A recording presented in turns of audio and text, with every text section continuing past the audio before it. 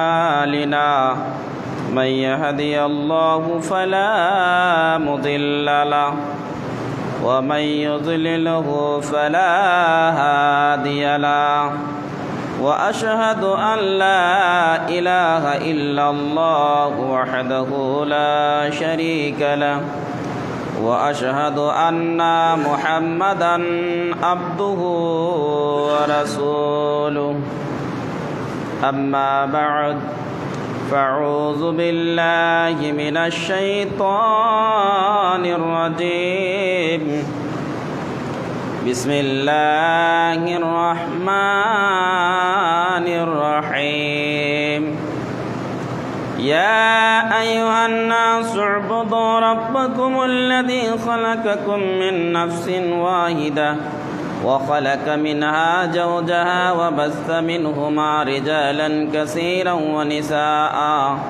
واتقوا الله الذي تساءلون به والأرحام إن الله كان عليكم رقيبا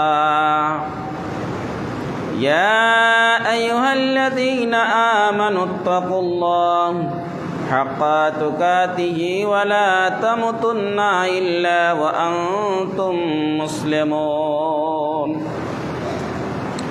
يا أيها الذين آمنوا اتقوا الله وقولوا قولا سديدا يصلح لكم أعمالكم ويغفر لكم ذنوبكم ومن يطع الله ورسوله فقد فاز فوزا عظيما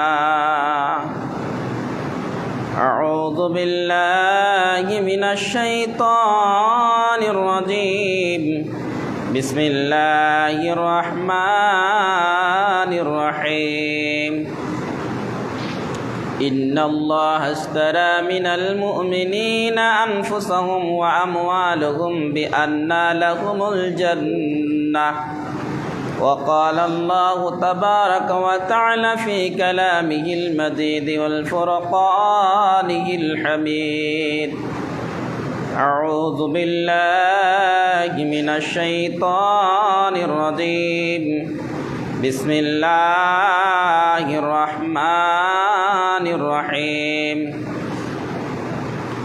يا أيها الذين آمنوا قوا أنفسكم وأهليكم نارا وقال الله تبارك وتعالى في موضع آخر القرآن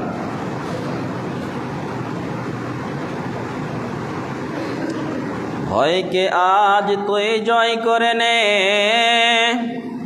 ভয়কে আজ জয় করে নে উচ্চ রাখো শির এক হাতে নে কাস্তে কোদাল অন্য হাতে তীর ভয়কে আজ তুই জয় করে নে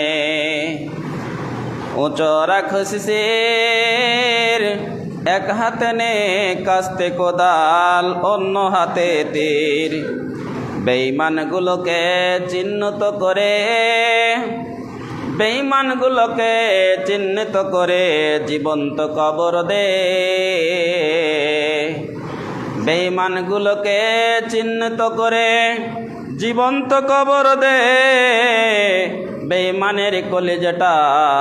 বেঈমানের কলিজাটা হাতে ছিঁড়ে নে বেঈমানের কলিজাটা হাতে ছিঁড়ে নে ভয়কে আজ জয় করে নে ভয়কে আজ জয় করে নে উচ্চ রাখে শির এক হাতে নে কাস্তে কোদাল অন্য হাতে তীর হুঙ্কারে তুই আওয়াজ ওঠা হুঙ্কারে তুই আওয়াজ ওঠা যাক না চলে প্রাণ মনে রাখিস মরণ জীবন মনে রাখিস মরণ জীবন ওই আল্লাহরই দান ওই আল্লাহরই দান উপস্থিত জামে মসজিদের সকল মুসাল্লিগণ সর্বপ্রথমে মহান আল্লাহ রাব্বুল আলামিনের কৃতজ্ঞতা জ্ঞাপন করি যেই মহান আল্লাহ আমাদের সকলকে মানবরূপে সৃষ্টি করে পৃথিবীতে প্রেরণ করেছেন। তাই তার এই প্রশংসা করে শেষ করা যাবে না। ছোট্ট একখানা বাক্য দিয়ে তিনার তারিফ করি, সকল পড়ুন আলহামদুলিল্লাহ। তিনার পরে আমাদের শেষ নবী, বিশ্বনেতা নবী মুহাম্মদ রাসূলুল্লাহ সাল্লাল্লাহু আলাইহি ওয়াসাল্লামের প্রতি শতকোটি শান্তির ধারা বর্ষিত হোক। আল্লাহুম্মা সাল্লি আলাইহি, আল্লাহুম্মা বারিক আলাইহি। উপস্থিত মুসাল্লিগণ, আমি আজকে আপনাদের সামনে কোরআন মাজিদের 2টা আয়াত তেলাওয়াত করেছি। সেই কোরআন মাজিদের আয়াতগুলোকে, কোরআনের ভাষাকে সামনে রেখে, জুমার সময়কে লক্ষ্য রেখে আমি আমার বক্তব্য শেষ করব। মা তাওফিক ইল্লা বিল্লাহ। উপস্থিত মুসাল্লিগণ, আমি আজকে আপনাদের সামনে যে বিষয়বস্তু নিয়ে, যেই মজমুন নিয়ে উপস্থিত হয়েছি, সেটি হচ্ছে যুব সমাজের ইসলামের অবদান। অর্থাৎ এই ইসলাম আমরা বিজয় হয়েছে, আমরা সকলেই জানি। তাহলে যুবকদের এর মধ্যে কতটুকু অবদান আছে, এই বিষয়ে আজকের আলোচনা। কারণ আমরা সকলেই জানি যে মানুষের শক্তি, রক্ত কতক্ষণ চলে, কতক্ষণ ক্ষমতা যখন তারা যৌবন অবস্থায় যুবক টকবগে থাকে, তখন বুড়া যখন হয়ে যায়, বয়স হয়ে যায়, তখন তার কথারও ক্ষমতা নাই, তার শক্তিরও ক্ষমতা থাকে না। ছোট্ট বাল্যকালে তো বাচ্চা বলে গণ্য হয়, কিন্তু যৌবনকাল একটা কাল। এই কাল, এই সময়, এই বিষয়ে আলোচনা, এই যৌবনকালে ইসলামের অবদান, এই যুবকেরা কতটুকু দিয়েছে, এই বিষয়ের আলোচনা এই জন্য তুলে ধরছি। কারণ আজ আমরা সকলেই জানি, পৃথিবীর মাটিতে সব থেকে জঘন্য জায়গা যদি হয়, সব থেকে খারাপ জায়গা বাজার দোকান। বাজার দোকান, ক্লাব, এই সমস্ত জায়গাতে ভালো আলোচনা হয় না। এই জায়গায় হয় কূটনীতি আলোচনা। দোকান, বাজার, ক্লাব, এই সমস্ত জায়গায় হয় মানুষের শত্রুতার করার আলোচনা। এইগুলোই আলোচনা হয়। এইগুলোই আলোচনা কি করে? গীবতের আলোচনা। এইগুলো এক কথায় সব থেকে নিকৃষ্ট জায়গা হচ্ছে এগুলো। কিন্তু আমরা যুবকেরা আড্ডা মারি কোথায়? দোকানে। আমরা আড্ডা মারি বাজারে, ক্লাবে।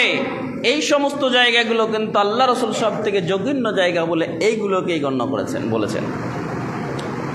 আজ যুবকদের আলোচনার বিষয়, রাসূলুল্লাহ সাল্লাল্লাহু আলাইহি ওয়াসাল্লাম মক্কা হিজরত করে মদিনা যাবেন। তার আগের এই আলোচনা, মদিনার লোকের আগে আল্লাহ রসুলের সাথে কিছু আলাপ হলো। মানে মদিনার লোক, আল্লাহ রসুল মদিনা হিজরত করার আগে মদিনার লোকেরা মক্কায় আসলো প্রথমত 6 জন। প্রথম বছর আল্লাহ রসুলের সঙ্গে সাক্ষাৎ হলো, দেখা হলো। দ্বিতীয় তারা ইসলাম কবুল করল। আবার তারপরে বছর আসলো 12 জন। তৃতীয় বছর আল্লাহ রসুল বলছেন 75 জন আল্লাহ রসুলের সাহাবা সঙ্গী সাথীরা, তারা এসে মদিনা থেকে ইসলাম কবুল করে নিল।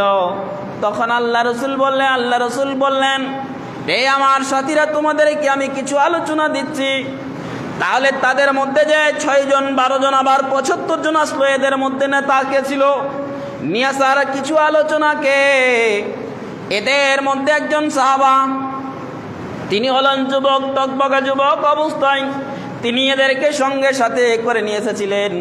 তার মধ্যে তাদেরকে যে যিনারা ইশারা দিয়েছিলেন, তিনি হলেন মুসাব বিন উমাইর।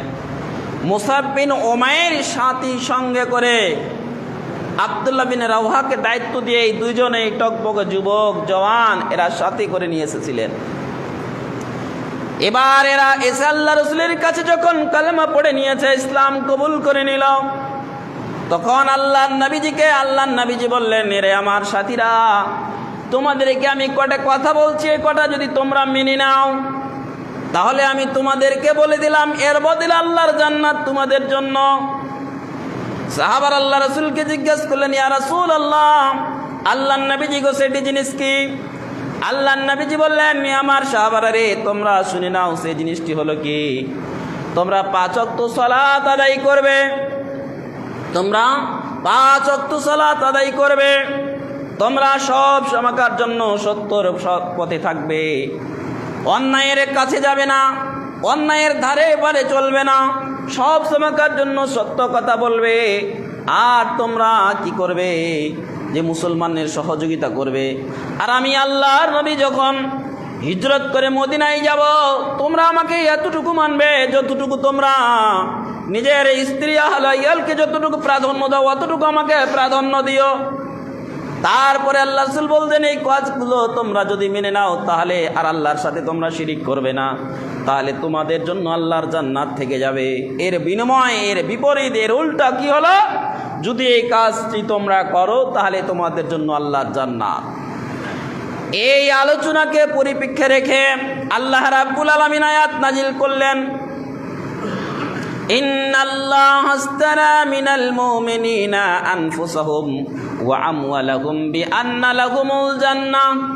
আল্লাহ রাব্বুল আলামিন আয়াত নাজিল করে দিলেন, ইন্নাল্লাহা আশতারা মিনাল মুমিনিনা আনফুসাহুম ওয়া আমওয়ালাহুম বিআন্না লাহুমুল জান্নাহ। মুমিনের আমি জান আর মালকে কিনে নিয়েছি আমার জান্নাতের বিনিময়ে। তাহলে এখানে আল্লাহ রাসূল মক্কা হিজরত করে মদিনা যাবেন, তার আগে মদিনার লোকেরা এসে ইসলাম কবুল করতে শুরু করেছে। সর্বপ্রথম আসলে 6 জন, তারপরে বছর 12 জন, তারপরে আল্লাহ রাসূলের সাহাবা হিসাবে এসে ইসলাম কবুল 75 জন, তারপরে আল্লাহ রাসূল এই কথা বললেন। আর এই ঘটনাকে পরিপ্রেক্ষে রেখে সামনে রেখে আল্লাহ কোরআন আয়াত নাজিল করলেন যে আমি মুমিনদের জান আর মাল কিনে নিয়েছি আমার জান্নাতের বিনিময়ে। তাহলে এরা কারা ছিল? সব যুবক অবস্থায়। শুধুই তা নয়, রাসূলুল্লাহ সাল্লাল্লাহু আলাইহি ওয়াসাল্লামের সর্বপ্রথম সঙ্গী, সর্বপ্রথম সাহাবা প্রস্তের মধ্যে যিনি ছিলেন তিনি হলেন হযরতে আবু বকর সিদ্দিক রাদিয়াল্লাহু তাআলা আনহু। আবু বকর সিদ্দিক রাদিয়াল্লাহু তাআলা আনহু যখন ইসলাম কবুল করেছিলেন বয়স 36 বছর। আল্লামা দিলওয়ার হোসেন শাইরি বাংলাদেশে তিনি তাফসিরুল কোরআন লিখেছেন। সেই তাফসিরের মধ্যে লিখছেন যে হযরতে আবু বকর সিদ্দিক রাদিয়াল্লাহু তাআলা আনহু যখন ইসলাম কবুল করেন তখন তিনার বয়স হলো 36 বছর। তাহলে 36 বছরের যুবক টকবকে জওয়ান অবস্থায় ইসলাম কবুল করেছেন। শুধু তা নয়, ওমর যখন তখন 24 বছর, ওমর উসমান আলী এই করতে করতে যোগ্য সাহাবারা ইনারা ইসলাম কবুল করলেন। তখন অবস্থা কি? যুবক অবস্থায়, যৌবন অবস্থায় তারা ইসলাম কবুল করেছে, আল্লাহ রসুলের সহযোগিতা করেছেন। যদি বয়স্ক বুড়ারা, যাদের ক্ষমতা চলে না, যার শক্তি নাই, তারাও ইসলাম কবুল করেছে বটে, কিন্তু সব থেকে ইসলামের অবদান হলো যুবকদের, যারা যুবকরা ইসলাম কবুল করে ইসলামের জন্য রক্ত দিয়েছে।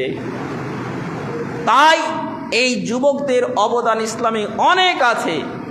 আল্লাহ রসুল যুবকদের বিষয়ে অনেক কিছু কথা বলেছেন। এই যুবকেরা ইসলামের মেন গুরু, ইসলাম পরিচালনা করার শক্তি, ক্ষমতা, রক্ত দিয়েছে এই যুবকেরা। তাহলে এই যুবক অবস্থায় আল্লাহ রসুল বলছেন, মুফাসসিরিনে কেরাম লিখছেন যে যদি আজকে সেই যুবকরা যদি ইসলামের জন্য এগিয়ে আসে, ইসলামের জন্য যুবকেরা যেমন নেতার পিছনে সময় দেয়, এই সময়টুকু কতক্ষণ? পৃথিবীতে যেই নেতাগুলোর পিছনে আমরা চলি, যে গ্রাম্য নেতা, এলাকার নেতা, ব্লকের নেতার পিছনে আমরা চলি, এরা কি দিবে? এরা দেয় টাকা, এরা দেয় মদ, এরা দেয় অস্ত্র, এরা দেয় নারী। এদেরকে নিয়ে তোমরা ভোগ করো, এগুলো নিয়ে তোমরা খেলা করো, আমার শক্তি বাড়াও। কিন্তু আল্লাহ রাসূল সেটা বলেননি। আল্লাহ রাসূল সাল্লাল্লাহু আলাইহি ওয়াসাল্লাম বললেন, এ আমার সঙ্গী সাহাবীরা, সাথীরা, তোমরা শুনে নাও, এ আমার সাহাবারা তোমরা শুনে নাও, তোমরা কখনো অন্যায়ের দিকে যাবে না, অন্যায়ের বিরোধিতা করবে, ন্যায়ের উপরে থাকবে।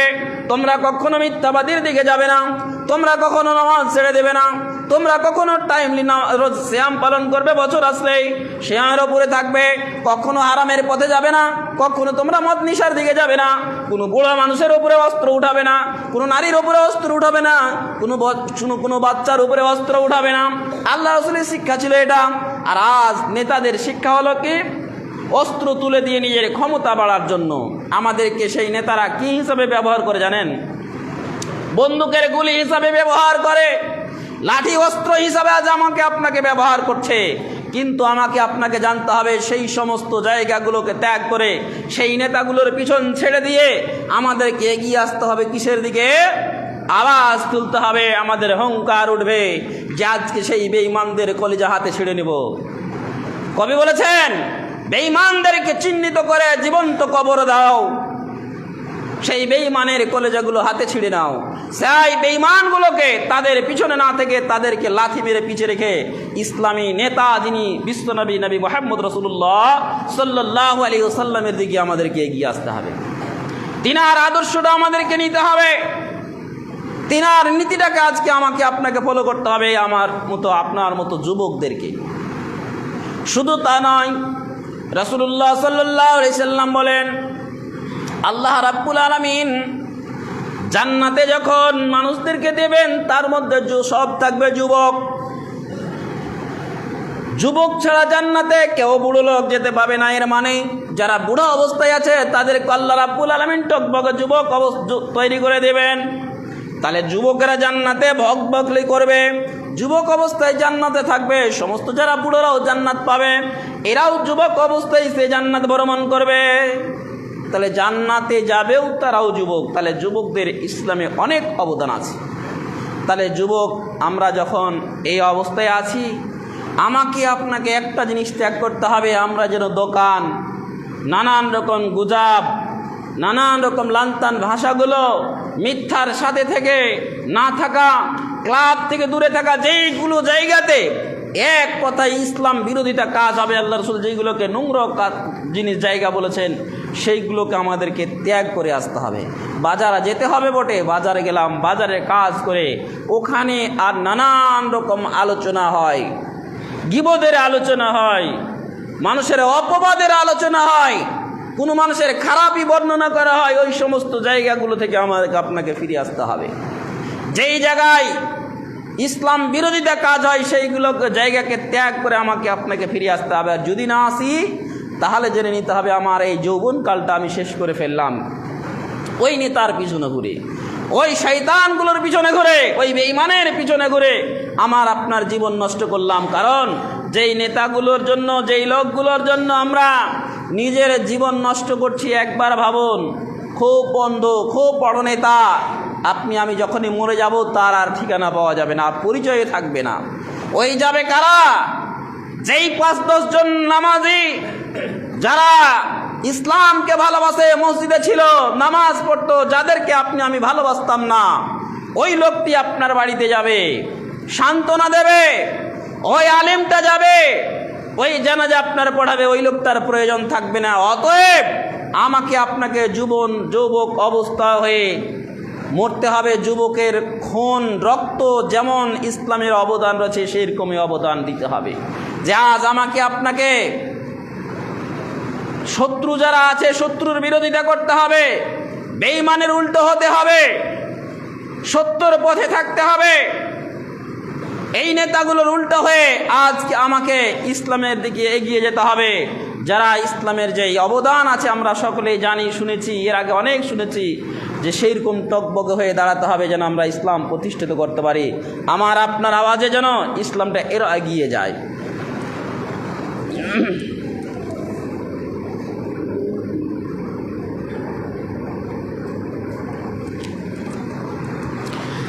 নাহমাদুহু ওয়া নুসাল্লি আলা রাসূলিহিল কারীম, আম্মা বা'দ।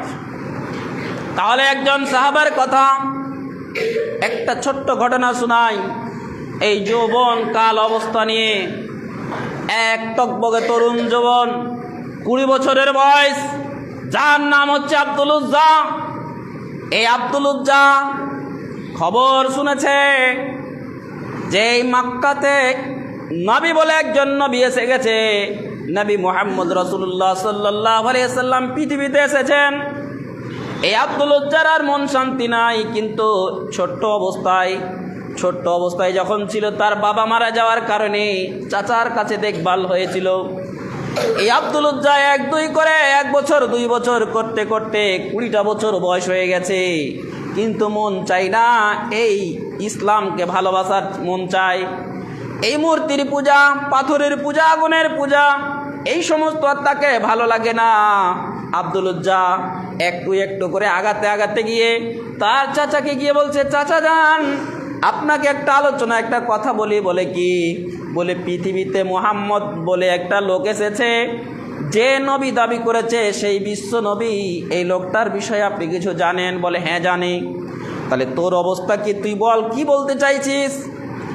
আব্দুল উজ্জা চাচাকে বলছে, চাচা যান, আমি চাইছি যদি আপনি ইসলাম কবুল করে নিতেন, আমি চাইছি যদি আপনি নবী মুহাম্মদ রাসূলুল্লাহ সাল্লাল্লাহু আলাইহি সাল্লামের দিনকে যদি মেনে নিতেন, তাহলে আমার জন্য সুবিধা হতো, আমার জন্য খুব ভালো হতো। বলে যেই কথা মুখে উচ্চারণ করেছিস আর দ্বিতীয়বার উচ্চারণ করিস না, যদি উচ্চারণ করে নিস আমি তোর চাচা হয়ে বলছি, যতগুলো মাল জাল গাড়ি বাড়ি টাকা পয়সা ঘোড়া সব উঠিয়েছি সব আমি কেড়ে নিব, আমি তোকে কিছু দিতে চাই না। যখনই আওয়াজ তুলেছে আব্দুল উজ্জা 20 বছরের টকবগ জওয়ান, এই ছেলে বলছে চাচা যান, আমি ঘোড়া চাই না, উট চাই না, জমি জায়গা গাড়ি বাড়ি কিছু চাই না, আমার যেটা মন চাই নবী মুহাম্মদ রাসূলুল্লাহ সাল্লাল্লাহু আলাইহি সাল্লামের দিনটাকে মেনে নেওয়ার জন্য মন চাইছে, আপনি এগুলো নিয়ে নেন, আমার কোনো অসুবিধা নেই, আমার কোনো মানামাটি নাই, আমার কোনো রাগ নেই, আপনি নিয়ে নেন, কিন্তু আমি চাইছি নবী মুহাম্মদ রাসূলুল্লাহ সাল্লাল্লাহু আলাইহি সাল্লামের দিনটাকে কবুল করে নিব। কিন্তু আমি সাক্ষ্য দিচ্ছি, আশহাদু আল্লা ইলাহা ইল্লাল্লাহু ওয়া আশহাদু আন্না মুহাম্মাদান আবদুহু ওয়া রাসূলুহু। ইসলাম কবুল করে নিয়েছে, কালেমা পড়ে নিল। আব্দুল উজ্জাকে তার চাচা বলছে সমস্ত মাল ছেড়ে দে, বলা ছেড়ে দিলাম, বাড়ি থেকে বেরিয়ে যা। হ্যাঁ বেরিয়ে গেলাম। এমন সময় আব্দুল উজ্জাকে তার চাচা বলছে, তুই যে পরনের পোশাকটি পরে আছিস, এই পরনের পোশাকটিও আমার টাকার, আমার পয়সার, তোকে এগুলোকেও খুলে দিতে হবে। আব্দুল উজ্জা বলছে, চাচা যান, ইসলাম কবুল করার কারণে নবী মুহাম্মদ রাসূলুল্লাহ সাল্লাল্লাহু আলাইহি সাল্লামের দিনকে ভালোবেসেছি, তার কারণে যদি পরনের পোশাকের কাপড়গুলো খুলে দিতে হয় আমি প্রস্তুত আছি, আমি রাজি আছি, তাই খুলে দিলাম। খুলে দিয়েছে। 20 বছরের টকবাবা জওয়ান নাঙ্গা অবস্থায় ইসলামের ভালোবাসার কারণে এবার মায়ের কাছে বিদায় নেওয়ার জন্য গেছে। মা দেখছে আমার ছেলের এই অবস্থা, নাঙ্গা অবস্থা। মা ডান হাতটা চোখের ওপরে দিয়ে চোখটাকে আন্ধার করে দেওয়ার পর বলছে, ছেলে তোমার এই অবস্থা কেন? বলছে, মা পৃথিবীতে বিশ্ব নবী মুহাম্মদ রাসূলুল্লাহ সাল্লাল্লাহু আলাইহি ওয়াসাল্লাম এসেছেন, তার দিনকে আমি আজকে কবুল করেছি, তার দিনকে মেনে নেওয়ার কারণে আজকে মালজাল ত্যাগ করে দিয়েছি, ঘোড়া উট জমি জায়গা সব ত্যাগ করেছি। তারপর আমার চাচা বলেছে তোর পরনের কাপড়গুলো খুলে দিতে হবে, আমি খুলতে রাজি, তাই আমি খুলে দিয়েছি। আমি এখন ইসলামের জন্য চললাম। মা বাম হাতটা দিয়ে একটা চাদর, মোটা চাদর বলা হয়েছে, কম্বল জাতীয় জিনিস মোটা, সেটাকে চালিয়ে দিয়েছে। ছেলে নিয়ে 2 টুকরা করে, 2 মতন হাদিস আছে, একটা মুফাসসিরিন কারাম লিখছেন একটা 2 টুকরা, কেউ বলছে 2টা দেওয়ার পর একটা কোমরে বেঁধেছে, একটা গাড়ির ওপরে দিয়ে চললেন আল্লাহ রসুলের কাছে। রাসূলুল্লাহ সাল্লাল্লাহু আলাইহি সাল্লামের সঙ্গে সাক্ষাৎ নাই। আসহাবে সুফফাদের মধ্যে বসে আছেন, আসহাবে সুফফাদের মধ্যে বসে আছেন আব্দুল উজ্জা। এমন সময় আব্দুল উজ্জা বসে আছেন, আল্লাহ নবীজি ঘর খুলে যখন মসজিদের দিকে আসেন, দেখছেন আব্দুল উজ্জা, এই লোকটা কে? এই চাদর পরা অবস্থায় কেন? এ কি অবস্থা? তুমি কে? বলে আমি আব্দুল উজ্জা। বলে তোমার এই অবস্থা কেন?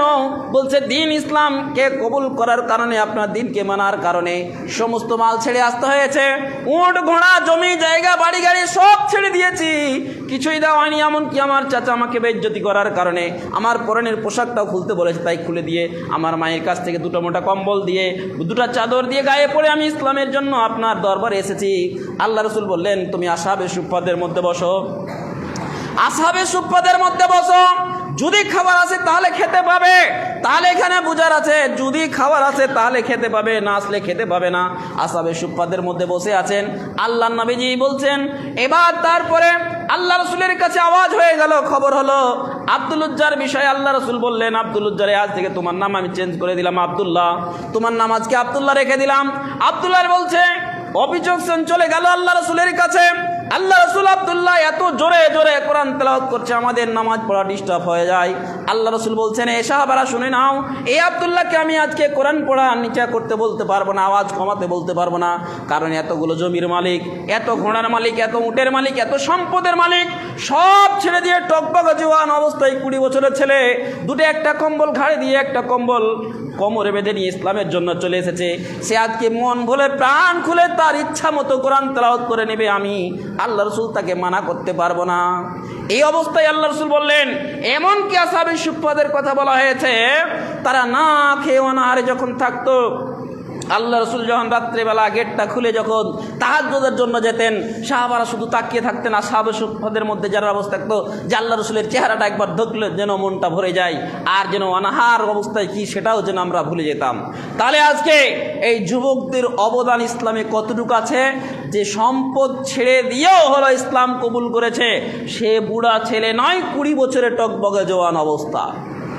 আল্লাহ রসুল শুধু তাই নয়, আল্লাহ রসুল বলছেন যারা মদিনা থেকে এসেছিলেন, আব্দুল্লাহ বিন রাওহা আর মুসাইব বিন উমাইর, মুসাইব বিন উমাইরের কথা বলা হয়েছে যে ইনি এত পয়সাওয়ালা ছিলেন, এত পয়সাওয়ালা যে তার সেন্ট, তার গাড়ি, তার চলার অবস্থা, তার বাড়ি অনেক ছিল, যাকে লাক্সারি সিস্টেমটাকে বলা হয়। এ মুসাইব বিন উমাইর সমস্ত মালকে ত্যাগ করেছিল কিসের জন্য? শুধুমাত্র ইসলামকে কবুল করার কারণে। এমনকি বলা হয়েছে মুসাইব বিন উমাইর যখন উহুদের যুদ্ধে গিয়ে শহীদ হয়েছিলেন, তখন মুসাইব বিন উমাইরের গায়ে বলা হয়েছে 70টার মতো দাগ ছিল তরবারির আঘাত। শুধু তা নয়, মুফাসসিরিনে কেরাম বলছেন মুসাইব বিন উমাইরকে যখন দাফন করা হয়, এত টাকার মালিক, তারপরও তার পরনে কাফনটুকু সম্পূর্ণ জুটে নাই, তাকে কিছু ঘাস দিয়েও চাপা দিতে হয়েছিল। কিসের কারণে? ইসলামী ভালোবাসার কারণে। আজকে আমরা কিসের ভালোবাসা? নেতার ভালোবাসা। কিসের ভালোবাসা? রাজনীতির ভালোবাসা, দুর্নীতির ভালোবাসা। রাজনীতি, দুর্নীতি, কূটনীতি, এই সমস্ত নীতিকে ছেড়ে দিয়ে একটাই নীতিকে ভালোবাসতে হবে, যে নীতিটা হলো বিশ্বনবী নবী মুহাম্মদ রাসূলুল্লাহ সাল্লাল্লাহু আলাইহি সাল্লামের নীতি। আজকে আমরা যুবক অবস্থায় আছি, এই যৌবনকালটার বিষয়ে আল্লাহ রাব্বুল আলামিন হাসরের মাঠে 5টা প্রশ্ন করবেন। তার মধ্যে হচ্ছে একটা যৌবনকাল বিষয়টা, যে তুমি যৌবনকালটা কোন কাজে লাগিয়েছো হিসাব দাও। আল্লাহ রাব্বুল আলামিন আরশের নিচে 7 শ্রেণীর লোক জায়গা পাবে, মিশকাত শরীফের সর্বশেষ হাদিস 2য় খণ্ডে। তো আল্লাহ রসুল বলছেন যে 7 শ্রেণীর লোক যে আল্লাহর আরশের নিচে জায়গা পাবে, তার মধ্যে হচ্ছে যুবক। তার মধ্যে ওসাবুন নাসা ফি ইবাদাতিল্লাহ, যুবক অবস্থায় যৌবনকালে যে ইবাদত করেছে, এই যুবকটা আল্লাহর আরশের নিচে জায়গা পাবে। যদি ইসলামকে ভালোবেসে থাকে, কূটনীতি, রাজনীতি, দুর্নীতিকে ছেড়ে দিয়ে এই নবী মুহাম্মদ রাসূলুল্লাহ সাল্লাল্লাহু আলাইহি সাল্লামের নীতিকে যদি ফলো করে থাকি।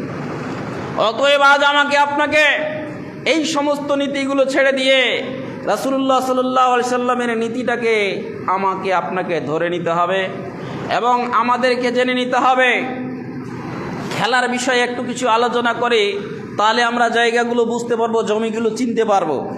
আল্লাহ রসুল বলছেন খেলাধুলার মধ্যে দৌড়ঝাঁপ খেলা, দৌড়ঝাঁপ খেলা যেটা কবাডি বলা হয় অথবা ফুটবল খেলা, এই সমস্ত খেলাগুলো ঠিক। বাকি খেলা যেগুলো লুডো আর ক্যারাম বোর্ড আর কিছু যেগুলো বসে খেলে মানুষ, এতে কূটনীতি বুদ্ধি হয়, দুর্নীতি বুদ্ধি হয়, খারাপ বুদ্ধি হয়। কিন্তু যখন মানুষ দৌড়ঝাঁপ খেলে, ওইখানে কিন্তু কূটনীতি, দুর্নীতি, খারাপ বুদ্ধি মানুষের হয় না। অতএব আমরা দোকান, বাজার আর এই কূটনীতি, দুর্নীতি খেলা যেই বুদ্ধিগুলো হবে, আর ক্লাব, এই সমস্ত জায়গা থেকে যেন আমরা নিশ্চয়ই বঞ্চিত থাকি, দূরে থাকি, না হলে জীবন শেষ হয়ে যাবে। আল্লাহ রাব্বুল আলামিন বলছেন, যারা ইসলামের জন্য মরেছে, জান দিয়েছে, যারা শহীদ হয়েছে, ওয়ালা তাকুলু লিমান ইউকতাল ফি সাবিলিল্লাহি আমওয়াত। আল্লাহ রাব্বুল আলামিন বলছেন, যারা ইসলামের জন্য কতল হয়েছে, যারা মরেছে, শহীদ হয়েছে, এদেরকে মরা বলিও না। আর আল্লাহ রাসূল বলছেন যে যারা ইসলামের জন্য শহীদ হয়েছে, এদের মৃত্যুটা কেমন জানেন? বলছে একজন মানুষ অন্যজন মানুষকে যেন চিমটি কাটে, এর থেকেও কম কষ্ট, এর চেয়েও কম কষ্ট। শুধুই তা নয়, আল্লাহ রসুল বলছেন, হযরত আবু হুরায়রা রাদিয়াল্লাহু তাআলা থেকে বর্ণিত, যে আল্লাহ রসুল বলছেন যারা শহীদের দরজা পেল, যারা শহীদ হলো, তাদের ওই পারে আল্লাহর দিদার আর এই পারে দুনিয়া, এত কাছে, তাদের এত ভালোবাসে। তো এই আজকে শহীদের বিষয়ে আলোচনা না, এর আগে বলেছিলাম, তাহলে আমাকে আপনাকে জানতে হবে যে আমাদের যদি কোনো আওয়াজ আছে কোনো দুর্নীতির বিরোধিতায়, এই যুবকদেরকে দাঁড়াতে হবে। যদি আওয়াজ আছে মিথ্যার বিরোধিতার, তাহলে আজকে আপনার মতো যুবকদেরকে দাঁড়াতে হবে। যদি আওয়াজ আছে কোনো কূটনীতির বিরোধিতার, তাহলে এই যুবকদেরকে দাঁড়াতে হবে যে কূটনীতি, দুর্নীতি, সমাজের নীতি ছাড়া অন্য যত নীতি আছে সবগুলোকে দমন করার জন্য আপনার মতো যুবকদেরকে দাঁড়াতে হবে। কারণ ওখানে আমাকে আপনাকে আওয়াজ তুলতে হবে কোনো বিচারে, কোনো সমাজে, কোনো জায়গায়। এই লোকটাকে এই দায়িত্ব দেওয়া হয়, এই লোকটার ভিতরে কতটুকু ভালো আর মন্দ আছে একে আগে বুঝে নিতে হবে। কোনো লোককে বিচারের দায়িত্ব দেওয়া হবে, সভাপতি দেওয়া হবে, বুঝতে হবে যুবকদেরকে এর দ্বারাই কূটনীতি হয়, এর দ্বারাই দুর্নীতি হয়, এর দ্বারাই ঘুষের কারবার আছে। তাহলে ওই লোকটাকে বাদ দিয়ে এমন লোক নামাজিকে করতে হবে, ভালো লোককে করতে হবে, যে ইসলাম বুঝে যার দ্বারাই সৎ ফাইসালা পাবো, ওকে পাগল হলো আর হাতে দায়িত্বটা তুলে দিতে হবে। তাহলে আমরা আমাদের সমাজকে শান্ত শৃঙ্খলার হিসাবে গড়ে তুলতে পারবো। আল্লাহ রাব্বুল আলামিনের কাছে আমি শেষ দোয়া করি, আল্লাহ আমরা যতদিন পৃথিবীতে বাঁচবো সমস্ত নীতিকে ছেড়ে দিয়ে একই নবী মুহাম্মদ রাসূলুল্লাহ সাল্লাল্লাহু আলাইহি সাল্লামের নীতিকে যেন ফলো করতে পারি, তার তৌফিক দান করুন, আমিন। ওয়া মা আলাইনা ইল্লাল বালাগ ওয়া আলাইকুমুল হিসাব। আউযু বিল্লাহ।